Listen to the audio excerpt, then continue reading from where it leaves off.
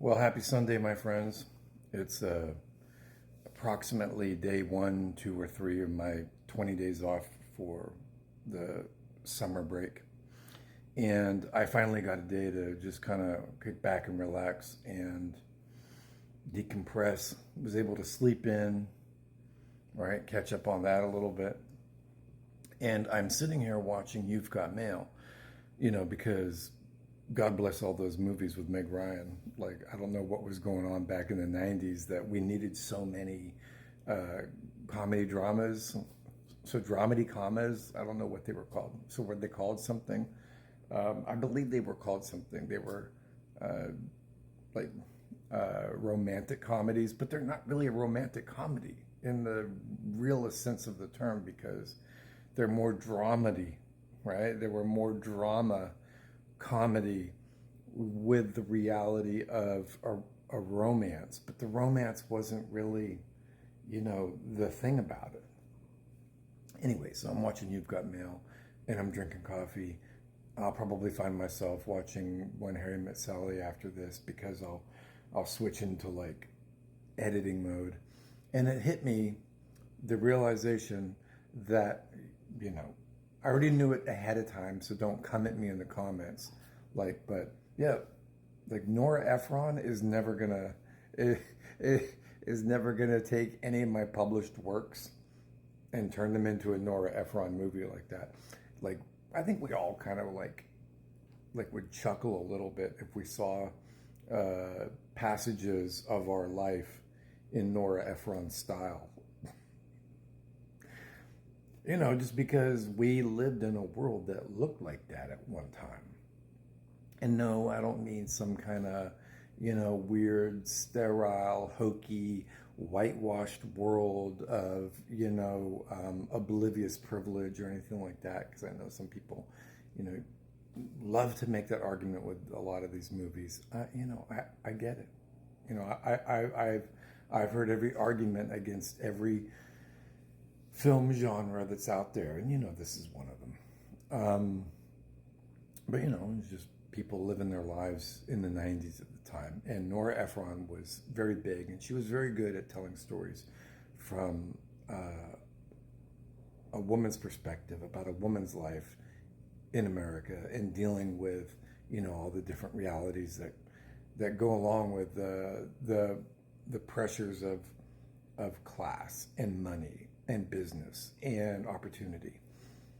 And all of us kind of got drawn in. And some people tried to copy that style and run with it. I think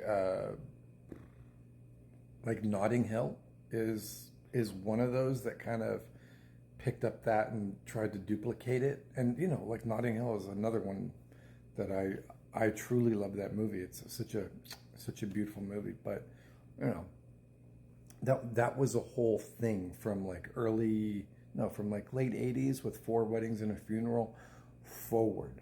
And that whole genre of filmmaking, whether it's Nora Ephron style or the style from Four Weddings forward, they're all beautiful. They're all just these really nice look back time capsules on what life was like.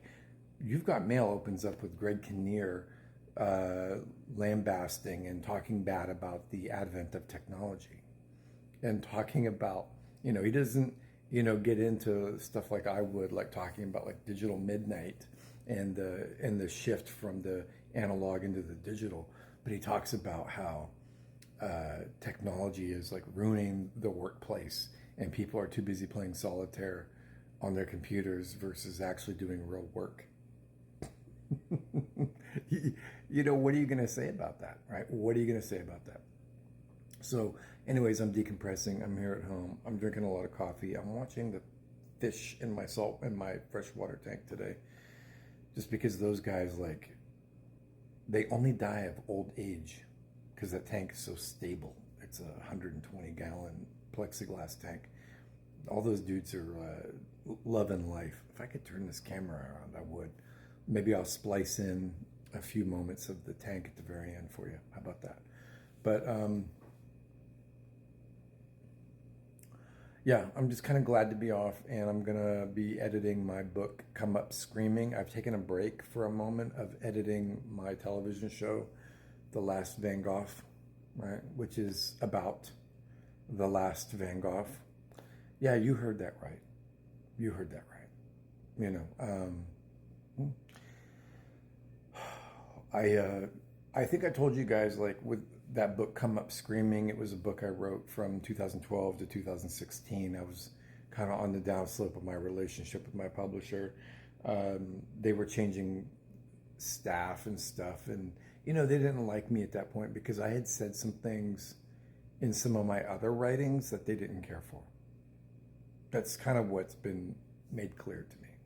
And if they were gonna like rake me over the coals for some of my writing on my first novel or one of my earlier novels, and we should have had that conversation honestly, not dishonestly. But yeah, that's how that went. So I had written that book, and then I didn't want to publish it because I just felt it was a little too dark, and so I put it away. And my wife said it's the most beautiful thing I've ever written because I've told her the story out loud. And she's seen it. She's like, oh my God, like that would be an immediate emotional bestseller.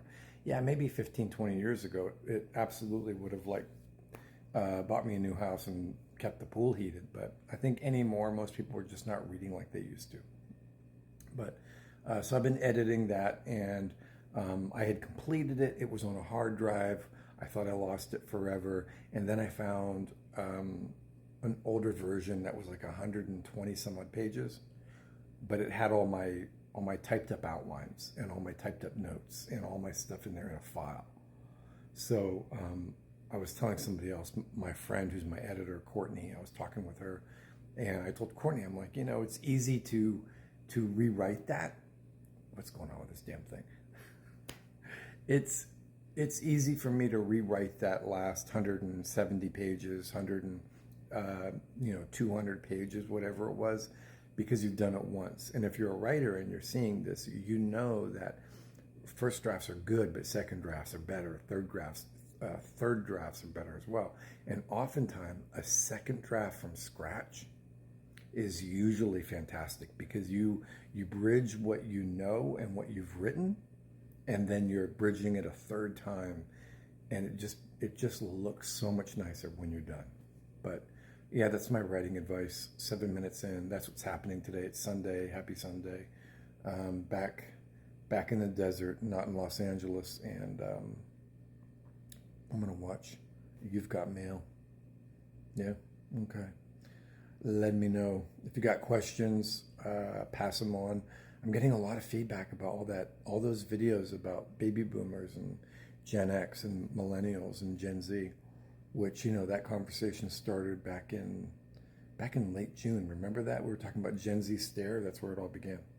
And we'll probably hit 3,000 subscribers today too. So thanks. I'm thankful for everybody who sees my videos, likes my videos, responds. I appreciate each and every one of you. All the best. Practice kindness. Choose life. Choose yourself. Realize that you are enough. Be kind to people. Be kind to yourself. And we'll talk later.